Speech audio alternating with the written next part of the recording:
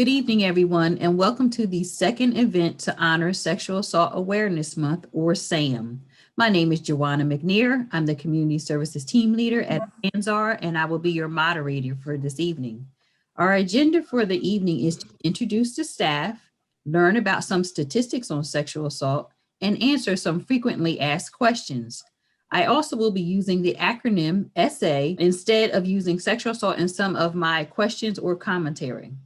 Before we get started, I would like to introduce our sexual assault team.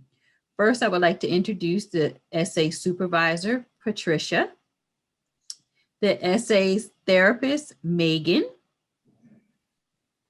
the SA case manager counselor, Angela, case manager counselor, Curie, and Victoria, our SA crisis advocate.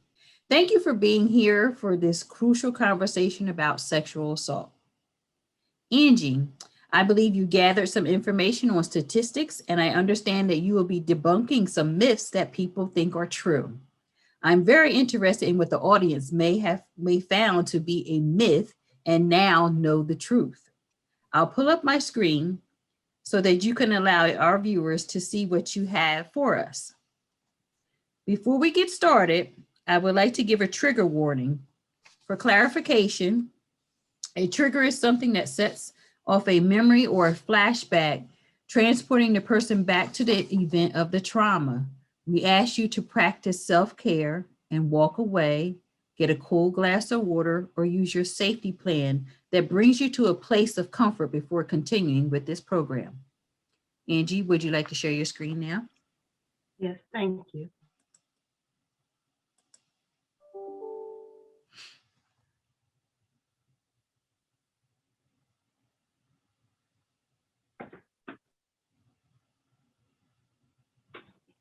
Hello, everyone. I would just like to share just a few sexual assault statistics, myths, and facts. Sexual assault can affect anyone. Sexual assault affects every demographic and every community. The prevalence in reality is higher than any statistics available because all victims do not report their incidents of sexual assault. So we will really never know how many victims there really are. In the LGBTQI plus community, people experience sexual violence at similar or higher rates than straight people. One survey found that 47% of transgender people are sexually assaulted at some point in their lifetime. Now notice this might have been from a 2015 survey, and now it's much higher. Amongst women, while 80% of rapes are reported by white women, women of color are more likely to be assaulted than white women are. Amongst women of color, nearly 1 in 5 women have been raped at some time in their lives. And for every Black woman who reports rape, at least 15 Black women do not report. Almost 8% of Latinas will be raped by a spouse, boyfriend, or ex-boyfriend at some point in their lifetime. And according to some studies, between 21 and 55% of Asian Pacific Islander women do report experiencing sexual assault in their lifetime. Native American women are 3 to 4 times more likely to experience sexual assault compared to the statistics of all other races. Now, some people don't think of this population that much as being sexually assaulted, but the truth is that children and men are also victims of sexual assault. Amongst children, we'll never know really how many children experiencing child sexual assault because most children don't disclose or report their abuse.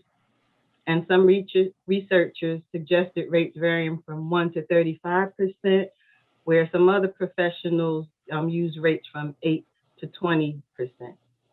But the fact is, youths have higher rates of sexual assault victimization than adults do.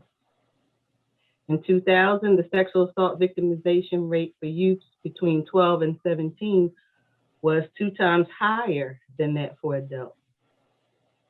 Amongst men, it has been found that at least 1 in 6 men have experienced sexual assault, whether in childhood or as adults. And this is probably a low estimate because it doesn't include all types of experiences that can also have lasting negative effects. One study reported that 16% of males were sexually abused by the age of 18. And another study, when we're talking about elderly, older adults are especially vulnerable to sexual violence. And elder sexual assault is one of the most hidden crimes. In one study, about 12% of elderly sexual abuse victims sustained their assault within their places of residence. So a lot of it happens right in their homes where they live. About 15% of elders who are sexually abused suffered their assault in the home of their offender. And only about 30% of elderly victims of sexual abuse over 65 years old actually report their abuse to the authorities. And about 83% of elder sexual abuse victims reside in an institutional care center, such as a nursing home or perhaps assisted living facility. This is a very vulnerable population. A lot of people think it's not happening amongst the elderly, but it's just not being reported. Myths versus facts. I want you to take a moment and just think, what do you believe regarding all the thought patterns, stereotypes, and misinformation about sexual assault? One myth is that sexual assault is provoked by the victim's actions, behaviors, or by the way they dress. We've all heard it. They shouldn't have had those tight pants on. They shouldn't have had that mini skirt on, out there with that bikini, or the way they're acting, walking and switching and carrying on. Mm-hmm. But the fact is, sexual assault is never the victim's fault. Sexual assault is a violent attack on an individual, not a spontaneous crime of sexual passion. For a victim, it is humiliating and a degrading act. No one asks for or causes their assailant to commit a crime against them.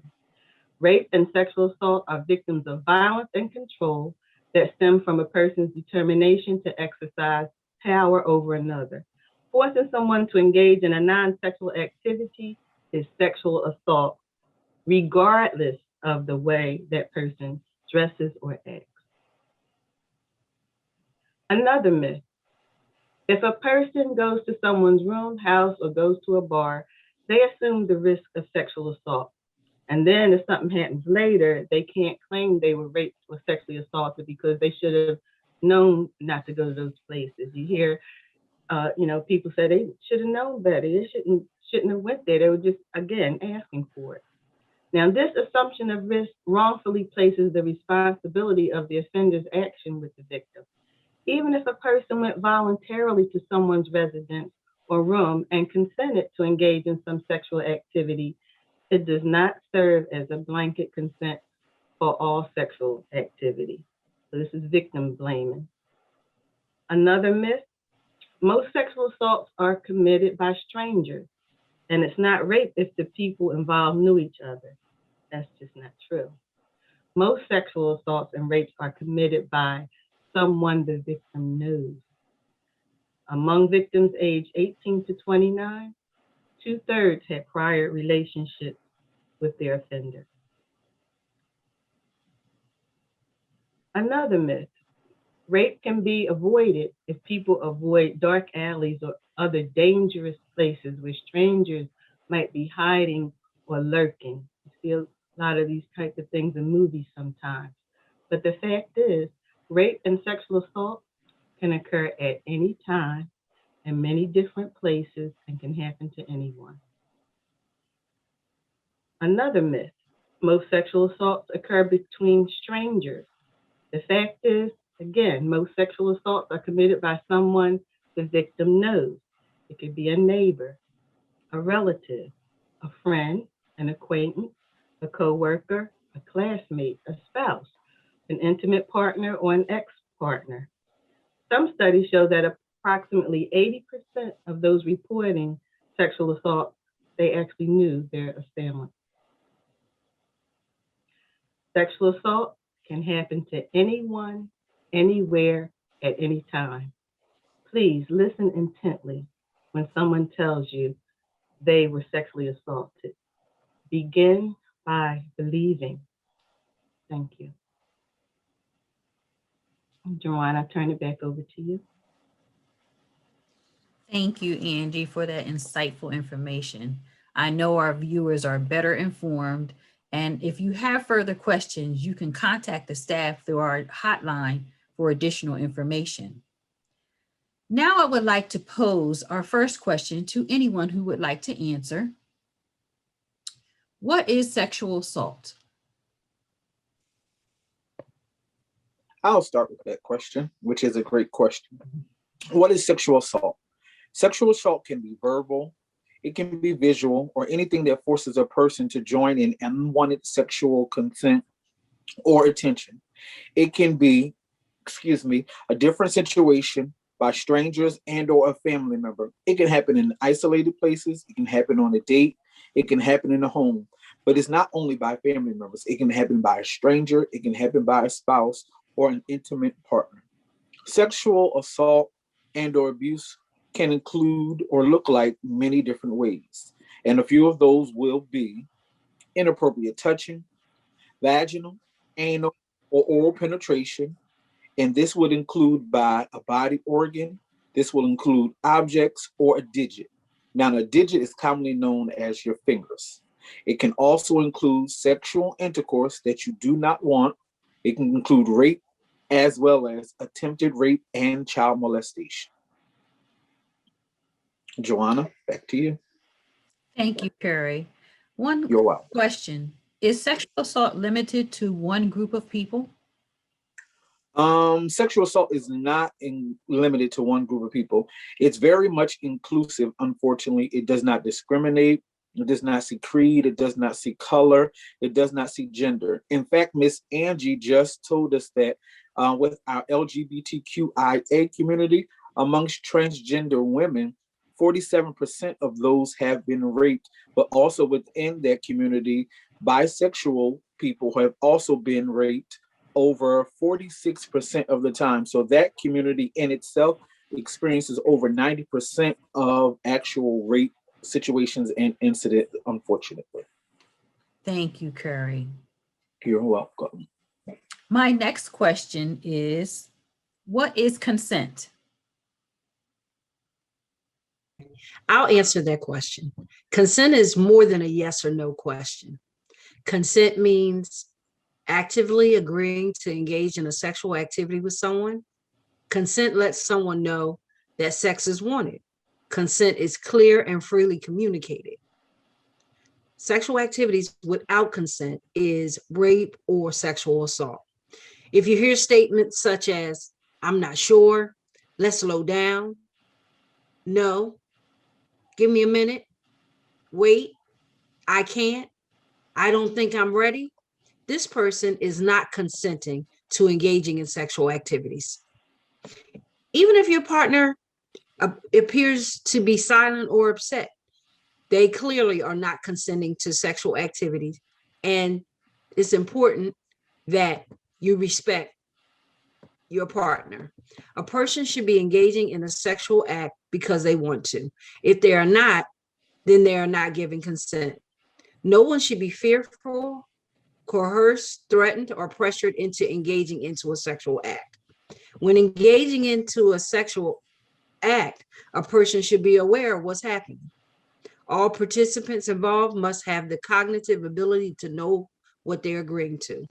It's important that you keep in mind drugs and alcohol can impair a person's ability to consent to engage in any sexual act. It's always a good idea to be cautious when engaging in sexual activities when both parties have been drinking alcohol. Even if the person is coherent, it's important that you check in with them repeatedly before and during sexual encounters. You want to be sure that this is something that they want to do. So some of the examples of questions you might ask your partner before moving forward are you okay? Are you sure you want to do this? Do you want to continue? Do you want me to stop? Do you feel comfortable? Make sure that you get consent before moving to the next level or changing sexual activities. Ask for clarity if you're still uncertain. If any participant level of coherency or consciousness change at any point, you should stop immediately. Don't try to convince yourself that this person is less drunk than they appear. It's important that you know consenting to one sexual act does not mean consenting to another. I will use this as an analogy. My friend John, he asked to stay at my home over the weekend while I visit my family out of state. I give John consent to stay at my home. John decides to have a party at my house while I'm away. I'm not comfortable with that, and I am not in agreement with John having a party at my house. This example is just like engaging in sexual activities. Everyone needs to be in agreement with everything. Assume your partner is consenting to engage in a sexual act because they consented to engaging in that act in the past. Get consent each and every time you engage in sexual activity and for every sexual act. When engaging in sexual activities, you and your partner can change your mind at any time you feel uncomfortable. An example of how to communicate that with your partner is to let them know you are no longer comfortable with this sexual act and you want to stop. Once again, it's important to communicate with your partner. Back to you, Joanna. Thank you, Pat. And Pat, what is the age of consent in New Jersey? In New Jersey, it is illegal for someone who is 18 years or older to engage in sexual activity with someone under the age of 16, even if the act is consensual. Sexual assault includes sexual acts between a minor who is 15 years and younger, and the defendant is at least 4 years older than the minor. Thank you. That's important information, Patricia. Parents, if you have teenagers, this information is so important to discuss with them over dinner or riding in the car, because at least they cannot get away. Now back to the questions. What can someone do if they're sexually assaulted? I can answer that. So everyone responds to sexual assault differently, and there's no right or wrong decisions to be made regarding what to do if something like this happens. The first step is to get to safety and then try putting the power back into the hands of the survivor by deciding if they want to contact the police or not. If they decide they don't want to contact the police, contacting trusted family members and friends is possible if you feel that's a good option for you. It is also possible at this time to contact a crisis center or hotline for support in understanding your options and gaining more information about next steps. Only the survivor is going to be able to make the following decisions. Friends and families can provide support, but decisions to end contact with hotlines must be done and consented to by the survivor. It is important to understand that you have the right to decline a police presence, a forensic exam, and or an advocate. If the decision is to go to the hospital, a forensic exam will be performed by a forensic nurse examiner. But this must be done within 5 days of the assault for optimal evidence collection and preservation. The hospital will contact a crisis center in your area for you to speak with, as well as calling the police if that's something that you want to report. Reporting to the police isn't mandatory, but having an open case with them will provide you with access to victim compensation funds. When calling Avanzar hotline specifically, survivors 13 years and older must speak to an advocate over the phone to provide information and consent for a nurse examiner and an advocate if they so choose to be sent out for an exam to be completed. It's important to note that a nurse examiner can be sent out without an advocate or a police. The information provided to the hotline over the phone is completely confidential, meaning we do not contact the police or DCP&P unless child abuse, elder abuse, suicide, or homicide are mentioned. Parents and guardians are not contacted if the survivor is 13 to 17 years old.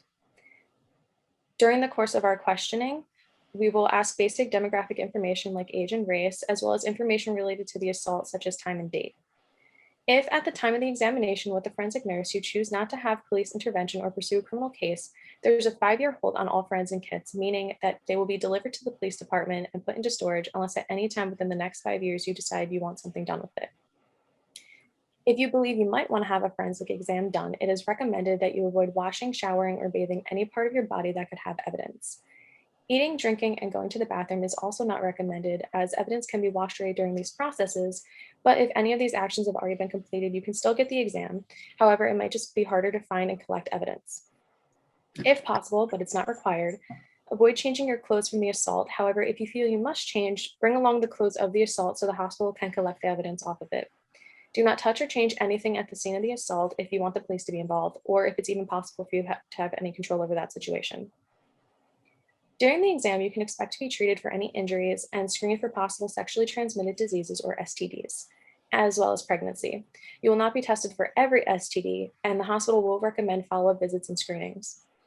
Most places will provide you with medication to prevent pregnancy and common STDs that may have been sustained during the sexual assault. The forensic nurse examiner will collect evidence using a forensic exam for fibers, hair, saliva, semen, or clothing that the attacker may have left behind. The forensic nurse examiners are trained to explain the process of your examination as they go through the steps to ease anxiety and keep you informed. The kit and medication for pregnancy and STD prevention is free of charge. However, any other expenses like physical injuries sustained during the assault are going to be charged to the survivor's insurance. After the exam, Avanzar has a 24-hour hotline that could be contacted to set up counseling services and provide support. The numbers are 609-646-6767 or 1-800-286-4184. To look up other services provided by Avanzar, please visit the website avanzarnow.org. That is AVANZARNOW.org. Back to you, Joanna. Thank you, Victoria.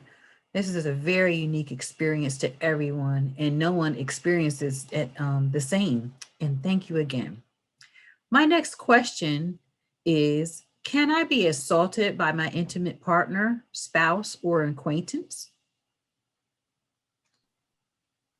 I'll answer that question. And yes, in fact, 80% of all sexual assaults are committed by someone the victim knows, which can include a partner, a spouse, acquaintance, a coworker, or a family member. You might hear this kind of assault described as acquaintance rape, sometimes as date rape or marital rape, when the assault occurs between two people that might have or have had a platonic, romantic, or potentially sexual relationship. And while acquaintance rape can certainly include excessive force and violence, those conditions are not necessary for it to be considered rape or assault. And so often in TV and films, we see rape and assault portrayed as what we call stranger rape. And that's where the perpetrator jumps out from behind a bush or a dark alley and they attack the unknown victim with force and violence. I think Angie mentioned this earlier. But in reality, this kind of assault actually only accounts for 20% of reported assaults. And for children and teens, that number drops down to 7%. So just because you know the person who assaulted you, it does not discount the fact that they committed a crime. Any kind of threatened or actual unwanted sexual contact is considered assault. Affirmative and enthusiastic consent is always required in any sexual encounter, no matter what the relationship is between the two parties. Thank you, Megan. And for my last question for the evening, is it possible to prevent sexual assault? I will also answer that question. And unfortunately, there's no way to completely prevent a sexual assault. Too often we hear messages from friends or family or colleagues in the media telling us, why didn't you just scream for help? Or that's what happens when you drink too much. But this is victim blaming behavior that misplaces the responsibility of the assault away from the perpetrator and onto the victim. And this is never, never okay. The best possible path toward prevention is education and awareness about the conditions that make sexual assault acceptable, excusable, and common. Early and continued education in schools and public health campaigns should incorporate topics of consent, pleasure, healthy relationships, gender roles and norms, and rape culture. The more we know about these topics, the better equipped we can be to recognize the reasons why sexual assault is so prevalent. And one of these conditions I just mentioned is described as rape culture. And to put it simply, rape culture is a culture in which sexual violence is treated as the norm and victims are blamed for their own assaults. It's not just about sexual violence itself, but about the cultural norms and institutions that protect rapists, promote impunity, shame victims, and demand that individuals make unreasonable sacrifices to avoid sexual assault. And also within that rape culture, we also find what we call toxic masculinity. And toxic masculinity can be described as cultural norms that enforce traditional masculine gender stereotypes of dominance, aggression, lack of emotional expression, homophobia, and misogyny. And it's important to remember that, that toxic masculinity does not condemn men or male attributes. Instead, it's the extreme expression of the traits that I just listed that perpetuate a culture of sexual violence. Think of the ways young children might be applauded for being tough and for not crying when they're upset, or the ways physical aggression is encouraged and normalized in sports or when playing with friends on the playground. Some adults might react to these situations and say, oh, boys will be boys, and we hear that all the time. But encouraging responses to strict and limiting gender norms are just some of the ways that toxic masculinity can be enforced from an early age. So we really want to try to eliminate that. And always, it's really great to think about your general safety, but with the understanding that there is no way to completely prevent a sexual assault. One way you might play a role in preventing assault is learning how to intervene if you see someone else that's potentially at risk. And if you do find yourself in this situation, there's an acronym that might be able to help you, and it's the CARE acronym. The C stands for create a distraction. This will allow the person a chance to get away to safety if they're at risk. The A stands for ask directly. Talk directly to the person you feel might be in trouble and ask if they need help. The R stands for referring to an authority. So you might try to find a neutral party who might have the authority to change the situation. That might be a bartender or a security guard, maybe the police if no one else is available. And finally, E, enlist others. It can be really difficult to approach a situation like this on your own, so find others to support you so you don't have to do that all by yourself. And finally, this was mentioned earlier too by some of the other speakers, alcohol is often involved in sexual assault. And they account, alcohol and drug facilitated sexual assault accounts for somewhere between 30 and 74% of all reported sexual assaults. And 50% of reported sexual assaults on college campuses involve alcohol use. But remember, it is never the victim's responsibility to abstain from alcohol use, but there are some safety tips that you can incorporate into your situations that might involve alcohol. And those might look like keeping an eye on your friends. So if you're going out in a group, plan to arrive together and leave together. If you decide to leave early, let your friends know. If you're at a party, check in with them during the night to see how they're doing. And if something doesn't look right, step in. Don't be afraid to let a friend know if something is making you uncomfortable or if you're worried about their safety. You might want to have a backup plan because sometimes plans change quickly. It's a good idea to download a few different rideshare apps on your phone so you have a few different options to ensure that you can get home or to another safe location. Try to know what you're drinking as much as possible. Consider avoiding large batch drinks like punches that may have a really high alcohol content. And there's really no way to know exactly what was put into those drinks, what was used to create those drinks. So really try to avoid those and always trust your instincts. If you feel unsafe, uncomfortable, or worried for any reason, don't ignore those feelings. Go with your gut and try to get out of that situation. Never leave your drink unattended. Either take it with you or throw it out, and avoid using the same cup to refill your drink in case something was put in it. Don't accept drinks from people that you don't know or trust. If you do choose to accept a drink from someone you've just met, try to go with them to the bar or wherever they're ordering the drink and watch it being poured and carry it back yourself. And finally, check in with yourself. Check in to see how you feel. If you think you've had too much, ask a friend to get you some water, to get you home safely. And if you feel any changes in your body, if you feel suddenly maybe more intoxicated than you're used to, pay attention to that, because some drugs are odorless and colorless. They might have been added to your drink without you noticing. And just to finally reiterate, after all of this information, sexual assault, it's not completely preventable. It is never the victim's responsibility to prevent their own assault. And the responsibility always lies with the person who chooses to commit an act of sexual violence. But I think through education and awareness about some of these things like gender roles, rape culture, toxic masculinity, we can really make a shift in those conditions that make sexual assault so acceptable, excusable, and common in our culture.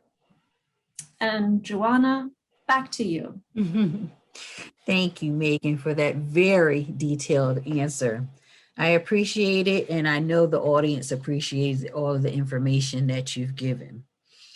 Before we end tonight, I would like to inform our audience of our other events planned for Sexual Assault Awareness Month, or SAAM. Every Monday is Media Monday, where we ask that you show your support to survivors by posting a picture or a video on your social media pages. Every Tuesday is Teal Tuesday. Wear your teal outfit in support of survivors. If not you, your children, your fur babies can even rock the color teal in support of our survivors. We are conducting SA support groups on Wednesdays at 6 p.m. How can our audience find out times and Zoom links for these sessions? They could call the hotline, one of the hotline numbers, and speak to staff there. They would be able to register if they're interested and get all of that information at the time of registration. Thank you, Megan. On April 9th at 1 p.m., we're having our clothesline project located at our Pleasantville office at 927 North Main Street, Building D in Pleasantville. It is a social distance event, so please wear your mask and practice social distancing. And what can people expect if they show up to the clothesline project? They should expect to see a visual display of artwork on t-shirts created by survivors of sexual violence. Thank you, Pat. And on the 23rd of the month, join us as we paint and sip. This is a sexual assault awareness event to have people relax, but learn some information as well. This event is marketed to persons 18 or older, and you can contact our hotline for further information. On April 29th, we celebrate Denim Day. Why do we acknowledge Denim Day? I can answer that. So Denim Day is a campaign that usually takes place on a Wednesday in April in honor of Sexual Assault Awareness Month. The campaign began after women in the Italian parliament wore jeans to work in solidarity of a rape victim whose rapist's conviction was overturned. The case in question took place in 1992 when a 45-year-old male driving instructor forcefully raped his 18-year-old female instructee. Years later, the man appealed the conviction, arguing that the girl's jeans were too tight, so she obviously had to help him remove them, which was taking a giant leap in logic and leading to the ridiculous conclusion that this was no longer rape and that this had to have been consensual sex. In outrage and protest, the women of the Italian parliament wore their jeans to work to combat the rape myths and victim blaming that plague society. And so for the past 22 years, women all over the world have been wearing denim jeans in honor of the survivor and the women who protested for her. Thank you. And lastly, Avanzar partnered with She Inspired and the Coalition Against Sexual Assault to bring you Kid Will Dance. This will be held on April 2nd and April 9th at 7 p.m. We invite all out to come out and have a good time and shake your thing, all while bringing awareness to SAAM. Don't forget to check us out on Facebook and Instagram and visit our website at www.avanzarnow.org. All of our services are free of charge and free to anyone. And if your organization would like trainings on topics like sexual assault, media literacy, healthy relationships, and consent, contact our hotline at 609-646-6767 or toll free at 1-800-286-4184.